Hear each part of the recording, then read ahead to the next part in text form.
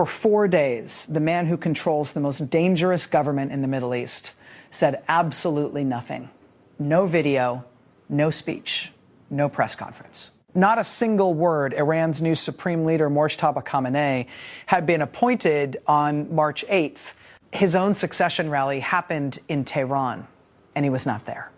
Supporters stood in a crowd holding up a photograph of him because there was nothing else to hold. Then, today, Thursday, March 12th, he finally broke his silence. And what he said did not bring this war closer to ending. It made it impossible, in a written statement read aloud by a state TV anchor, because the man himself still has not appeared on camera.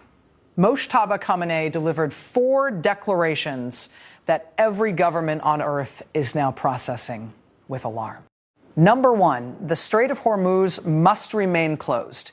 He called it, and I am quoting directly here, a tool to pressure the enemy.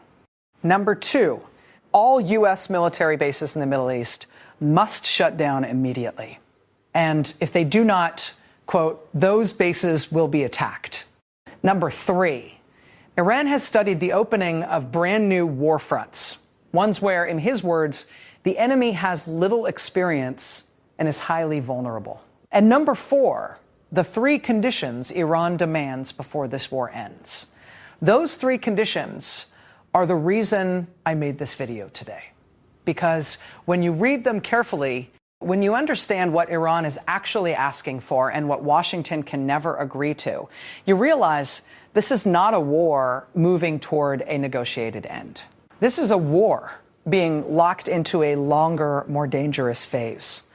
Before I break down exactly what those 3 demands are, why each one is a red line for the United States, and what happens to oil prices, your groceries, and the global economy if this war has no visible exit, hit the subscribe button right now and turn on notifications. This story is moving faster than almost anything I have covered. And what happens in the next 72 hours will determine whether diplomatic back channels can pull this back from the edge. You need to be here when the next development breaks. Let me show you exactly what is in that statement. And more importantly, let me show you what the headlines are not telling you, what Mojtaba Khamenei actually said, word by word. Quick context first. Mojtaba Khamenei, 56 years old, was selected as Iran's 3rd supreme leader on March 8th, 10 days after his father, Ayatollah Ali Khamenei, was killed in U.S.-Israeli airstrikes on February 28th. The same strike that killed his father also killed his mother, his wife, and his son. He himself sustained leg injuries, including a fractured foot, in that same attack. He has not appeared publicly since. Now, when a head of state communicates only through a written statement read by a TV anchor after 4 days of total silence, every word in that statement carries enormous weight. Intelligence agencies around the world do not just read what was said. They analyze what was included, what was left out, the order in which points were made, and the specific language chosen. So let me walk through this statement the way analysts are walking through it right now. Point 1. He opened with a vow of revenge. Iran will not refrain from avenging the blood of its martyrs. He specifically mentioned a strike on a girls' school in Minab in southern Iran that occurred on March 1st. According to Iranian state media and confirmed by UN investigators, between 165 and 180 people were killed in that strike, most of them school children. The UN condemned it as one of the deadliest single strikes of the war. CNN's analysis suggested U.S. responsibility. Both the U.S. and Israel denied involvement. Mojtaba Khamenei said, every person killed in this war is, and I am quoting, an independent case for revenge. Think about what that language means strategically. He is not saying Iran will seek one act of revenge and then consider the account settled. He is saying every single casualty And the UN Refugee Agency reported today that 3.2 million people have been displaced inside Iran alone. Every single casualty is its own open account, its own individual obligation for retaliation. That is not the language of a government preparing for a negotiated ceasefire. Point two, he addressed the Strait of Hormuz directly. Certainly the lever of blocking the Strait of Hormuz must continue to be used. And then he went further. He said the strait's closure should be used as, his words, a tool to pressure the enemy, not as a one-time military tactic, not as a temporary measure, a tool, something you pick up, apply pressure with, and put down only when you get what you want. Oil markets reacted within minutes of the statement being read. Brent crude, which had briefly pulled back toward $90 a barrel following the IEA's historic reserve release of 400 million barrels, jumped back above $100 immediately after the statement. The market understood what the analysts understood. This closure is not temporary. This closure is the primary negotiating leverage Iran has, and Iran's new leader just told the world he intends to keep using it. Point three, he warned neighboring countries, he told the Gulf Arab states directly to shut down U.S. military bases on their territory. He said the protection Washington promises them is, quote, nothing more than a lie. And he said that while Iran is not attacking those countries themselves, the bases hosted on their soil will continue to be struck. Overnight, before this statement was even released, Iran demonstrated it was not making empty threats. A container ship was hit with a projectile off the coast of Dubai. A major fire broke out on Muharraq Island in Bahrain near the international airport. A drone struck a residential building in Kuwait, wounding 2 people. Dubai's air defenses were activated twice to protect the city. Saudi Arabia shot down a drone targeting the diplomatic quarter in Riyadh. That is 5 Gulf Arab countries hit in a single night. Point 4, he revealed something that analysts were not expecting. He said, and I want you to read this carefully, studies have been conducted regarding the opening of other fronts in which the enemy has little experience and is highly vulnerable. Activating them will take place if the state of war continues and if it serves our interests. He did not say which fronts. He did not give details, but Iran has previously been linked to operations targeting U.S., Israeli, and Jewish institutions across multiple continents. The deliberate vagueness of this statement is itself the message. It is telling Washington, you do not know where the next escalation comes from. Drop a comment right now. Tell me this. Do you think Iran's 3 demands are realistic? Can this war end through negotiation, or has it already gone too far? I read every comment. I want to know what you think before I show you the 3 conditions, because after you see them, your answer might change. Iran's 3 ceasefire conditions and why each one is impossible. Iran's president, Masoud Pezeshkian, went public on Wednesday with the 3 conditions Tehran is demanding before it will agree to any ceasefire. He made the announcement after phone calls with both Vladimir Putin and officials from regional governments. These conditions are now on the record. They are not rumors, not back-channel suggestions, not anonymous leaks. These are official, public demands from the government of Iran. Here they are. Condition 1, recognition of rights. Iran demands what its officials describe as recognition of Iran's legitimate rights. In practical terms, it means the United States and international community must formally acknowledge Iran's right to pursue the full nuclear fuel cycle, including uranium enrichment. Iran is demanding that the world accept that its nuclear program will continue under Iranian control, not under IAEA verification, not under the restrictions of the JCPOA, and not under any new deal that Washington shapes. Let me be direct about why this is impossible for the United States to accept. The entire stated justification for launching Operation Epic Fury on February 28th was to prevent Iran from acquiring nuclear weapons. Trump said it explicitly. Secretary Hegseth said it at multiple Pentagon briefings. The operational objective that both the U.S. and Israel have publicly stated. The reason American service members are dying in this war is the permanent elimination of Iran's nuclear capability. Accepting condition 1 would mean publicly declaring that those 9 Americans who died and the 140 who were wounded gave their lives and their health for nothing. That is politically, strategically, and domestically impossible for any U.S. administration to accept. Condition 2, reparations. Iran is demanding financial compensation for the damage caused by U.S. and Israeli strikes since February 28th. This includes destruction of military infrastructure, civilian buildings, hospitals, schools, and the economic cost of the war to the Iranian economy. There is no figure publicly attached to this demand. But consider the scale of destruction described by CENTCOM's own briefings. Over 5,500 targets struck. Nuclear facilities at Natanz and Fordo destroyed. Revolutionary Guard command centers eliminated. Missile stockpiles degraded by over 86%, according to Pentagon data.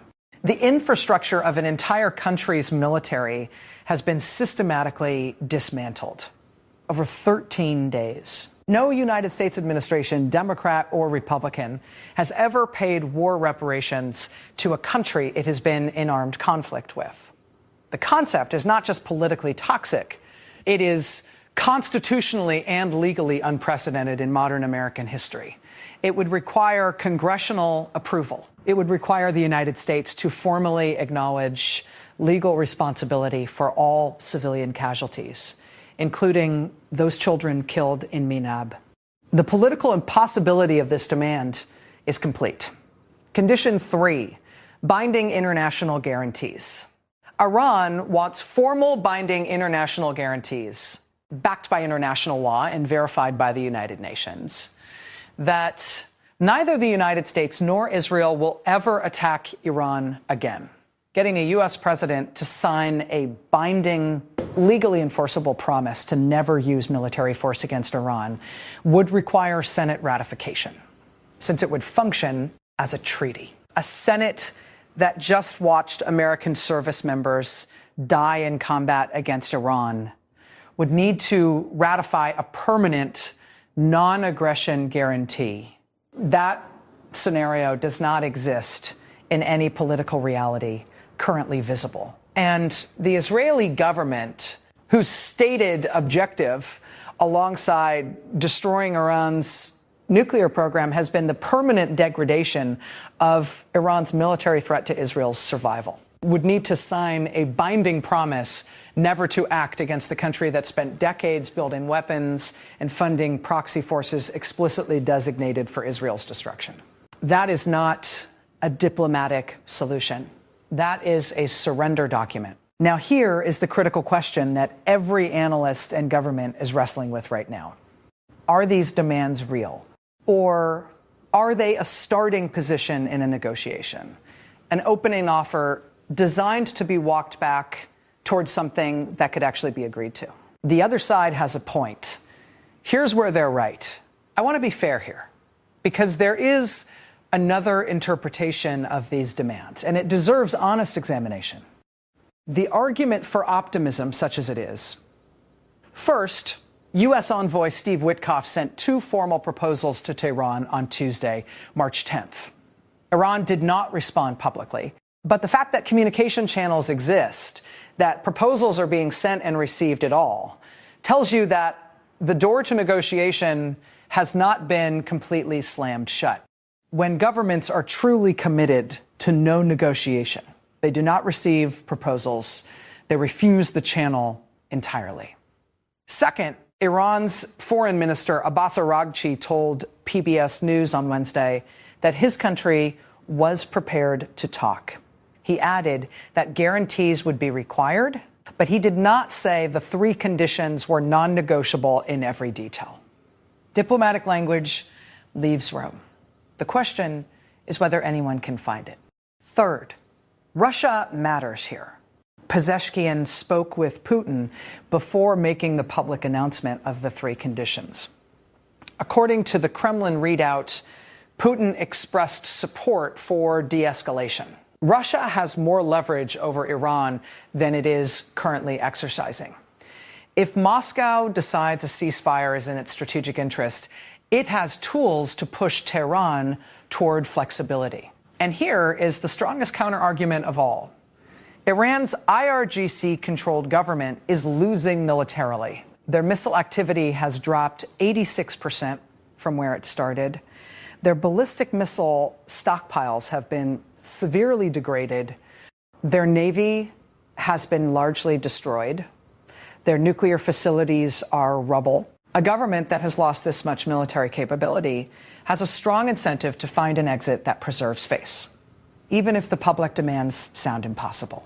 But here is the problem with the optimistic interpretation. Iran's new supreme leader's statement today was not a diplomatic message with coded signals of flexibility. It was a statement of defiance. Every point in it was designed for a domestic Iranian audience that has watched its capital bombed, its leadership killed, its children buried. The political pressure on Mojtaba Khamenei, a man who owes his position entirely to the IRGC, is to demonstrate strength, not accommodation.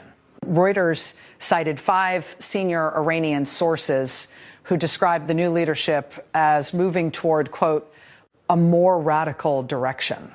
One reformist former official said the IRGC now has full control. Alex Vatanka, senior fellow at the Middle East Institute, said directly, Mojtaba owes his position to the Revolutionary Guards, and as such, he is not going to be as supreme as his father was. His father could rein in the IRGC. His father had 37 years of built authority to say no to their worst escalation proposals. Mojtaba Khamenei does not have that authority. He cannot exercise it even if he wanted to. The IRGC does not negotiate through him. They govern through him. That is the gap between the optimistic interpretation and the ground reality. And right now, the gap is enormous. This is not just a geopolitical story. It's already in your wallet. Let me show you why this matters beyond headlines and maps and geopolitical analysis. Because this war, and specifically the question of whether Iran's 3 conditions make it impossible to end, is already costing ordinary people money. Today, right now. Oil. When this war began on February 28th, Brent crude was trading at approximately $80 a barrel. By March 12th, today, it is back above $100 following Mojtaba Khamenei's statement, having touched $119.50 at its peak. That is a 38% increase in 13 days. Reuters reported this morning that oil supertanker rates had hit an all-time high of $423,736 per day, a 94% increase in a single week. Every time an Iranian official signals that the Hormuz closure is permanent policy rather than temporary tactic, oil markets reprice upward. The new supreme leader just made that signal as clearly as possible. His first public words included the phrase tool to pressure the enemy in reference to the strait. He did not say temporary measure. He did not say we will reopen it when conditions are met. He said it must continue to be used. Present tense. Ongoing policy. Wood Mackenzie's analysts project oil reaching $150 per barrel if the closure continues for more than a few weeks. At $150, U.S. retail gas prices reach $5.50 to $6.00. nationally. That is money leaving every American family's budget every week, compounding. Your groceries. This is the part most coverage is skipping. Qatar is one of the world's largest producers of nitrogen-based fertilizers, the chemicals that grow the corn, wheat, rice, and soybeans that feed both people and livestock globally. Qatar Energy has already curtailed production following strikes on its facilities. According to the Fertilizer Institute, approximately 30% of global ammonia production is now at risk from this conflict. Spring planting season in the U.S. Midwest begins in 4 to 6 weeks. American farmers are making fertilizer purchasing decisions right now. If fertilizer prices stay elevated or supplies remain disrupted, the harvest this fall will be smaller. The food price increase you feel at the grocery store by late summer and into 2027 will not be temporary. It will reflect a reduced harvest. That is a direct line from Mojtaba Khamenei's statement today to the price of bread at your store 5 months from now. Your retirement account. Ed Yardeni, one of Wall Street's most respected veteran analysts, has placed a 35% probability on a stock market meltdown tied to this conflict. JP Morgan Chase, the largest bank in the United States, has warned of a 10% market decline. The S&P 500 was down 7.3% since February 28th, before today's statement.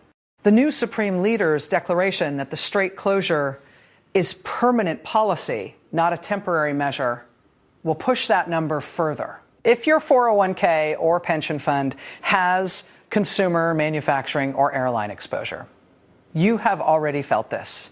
Today's statement means there is more to come. The UNHCR, the United Nations Refugee Agency, reported today that 3.2 million people have been displaced inside Iran alone since this war began. 800,000 more in Lebanon. The humanitarian numbers are staggering, but they also translate into geopolitical reality. No Iranian leader, with 3.2 million of his own citizens displaced by U.S. and Israeli bombs, is going to accept a ceasefire that looks like defeat. That pressure makes the three conditions less flexible, not more. Hit the like button right now if this breakdown is useful to you. I spend hours going through these statements, these reports, these diplomatic filings, so you get the analysis instead of just the headline. The like button tells the algorithm this kind of detailed coverage matters. It takes 2 seconds. It helps enormously. And subscribe. Turn on notifications. I will be here the moment anything breaks on the ceasefire negotiations. The next statement from Mojtaba Khamenei, or the oil market response to whatever happens next. The 3 documents that show why this was always going to happen. This did not come out of nowhere. 6 months before this war began, classified intelligence assessments, portions of which were later provided to congressional oversight members, warned that Iran had prepositioned mines and fast attack boat squadrons in the southern Gulf in anticipation of exactly this kind of U.S. military action. 12 months before this war began, the IAEA's confidential assessment noted that Iran had accumulated sufficient enriched uranium for multiple weapons if further processed. Their exact language, the agency cannot confirm that further enrichment has not occurred at undeclared facilities.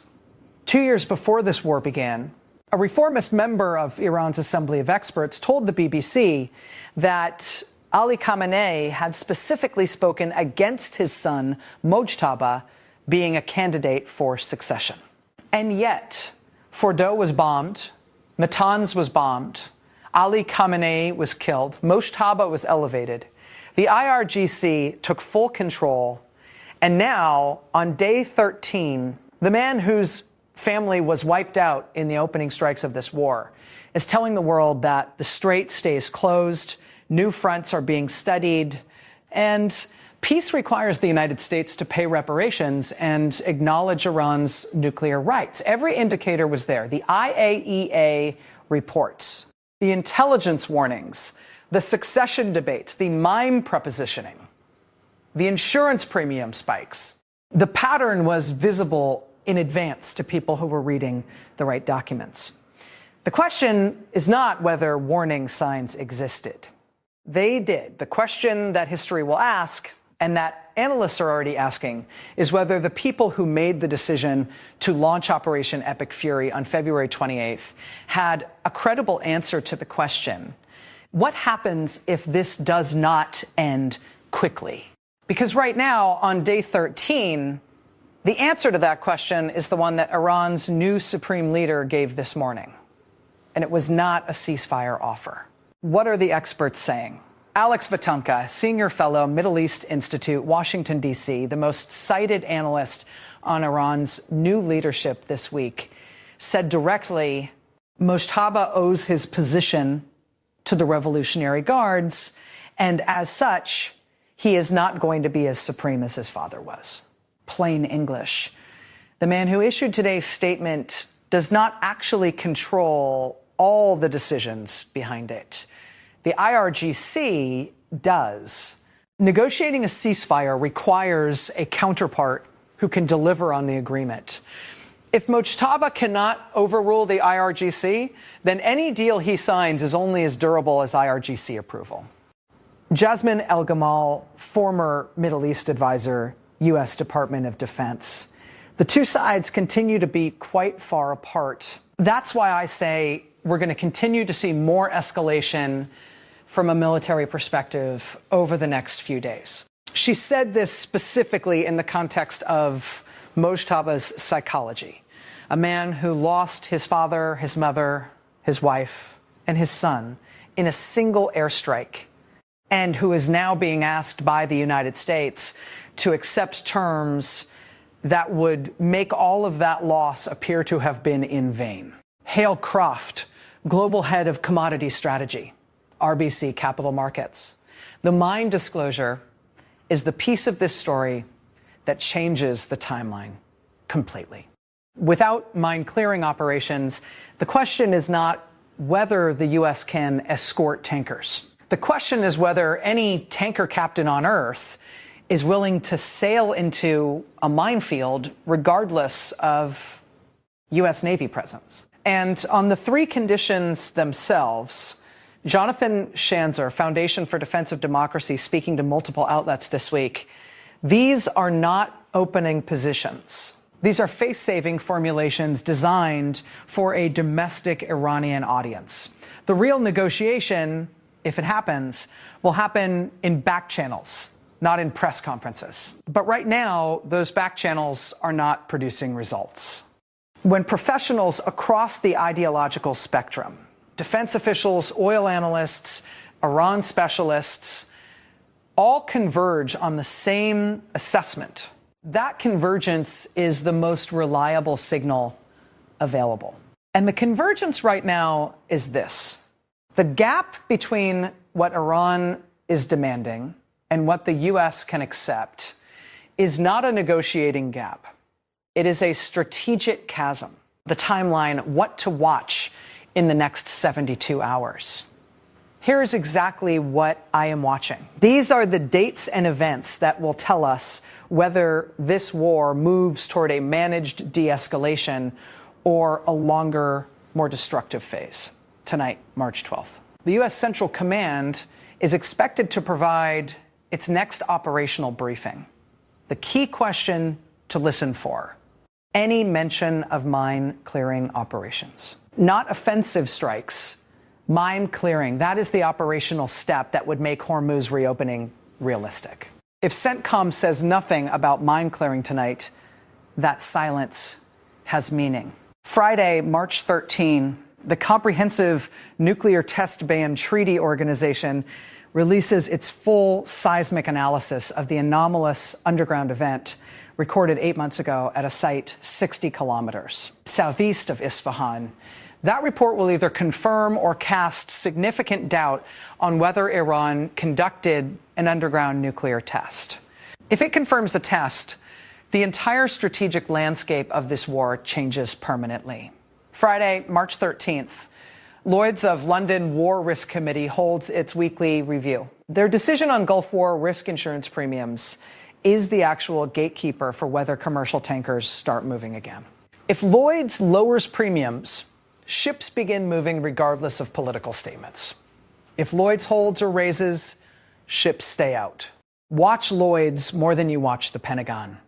Saturday, March 14th, the first tankers that have been anchored outside the Persian Gulf since March 2nd reach the point where they must make a decision. They cannot wait indefinitely. Fuel, crew contracts, and cargo obligations have limits. Watch whether any tanker captain decides the risk is manageable. A single successful transit would break the psychological wall that has kept all commercial shipping out for 12 days, the next 24 to 48 hours. Mojtaba Khamenei must appear, not in a written statement, on camera, speaking, demonstrating that he is alive, functional, and in control. Until that happens, every intelligence agency in the world and every market will be pricing in uncertainty about whether Iran even has a functioning supreme leader. The longer he remains invisible, the more power defaults to IRGC commanders who are not elected, not publicly accountable, and have the least incentive to negotiate. The most important thing to watch is not the military action. It is whether the back channel between U.S. envoy Steve Witkoff and Iranian representatives produces a response. Iran did not respond to Witkoff's two proposals on Tuesday. If there is still no response by the weekend, the window for a quick diplomatic resolution begins to close. Here is where we stand right now. Today, March 12th, 2026, day 13 of this war. Mojtaba Khamenei, Iran's new supreme leader, wounded, in hiding, never seen on camera, issued his first statement since being appointed 4 days ago. He declared, "The Strait of Hormuz must remain closed as a weapon against the United States." He said all U.S. bases in the region will be attacked. He warned of new war fronts being studied. He vowed revenge for every Iranian killed. Iran's president simultaneously put 3 conditions on the table for any ceasefire: recognition of nuclear rights, payment of reparations, and binding international guarantees against future attack. Every professional analyst who has studied this region says those conditions are not opening negotiating positions. They are political survival statements for a government under military assault. Speaking to an audience of 3.2 million displaced people and a nation watching its cities bombed. Trump responded today by saying Iran's nuclear issue is more important than rising oil prices. He has not addressed the 3 conditions directly. Witkoff's proposals sit unanswered in Tehran. Oil is back above $100 a barrel. Tankers are not moving. Mines are in the water. 9 Americans are dead. 140 are wounded. And the man who just became the most powerful figure in the most volatile region in the world just told the world he is not done. This is where we are. Not a war moving toward its conclusion, a war moving toward a longer, more complex, and more expensive phase for soldiers, for civilians, for energy markets, and for every ordinary person whose grocery bill and gas price and retirement account are connected, invisibly but directly, to a 21-mile strait in the Persian Gulf that one man just declared must stay closed. Subscribe now, turn on notifications. When Mojtaba Khamenei appears on camera for the first time, I will break down every frame of it. When the ceasefire negotiations produce a response or collapse, I will have it covered the same way I covered this. Evidence first, analysis second. What it means for you, always. And before you go, one question in the comments. Just one. Do you think these three demands are Iran's real conditions, or are they a starting point? And if they're real, how does this war end? Leave your answer below. I am reading every single response.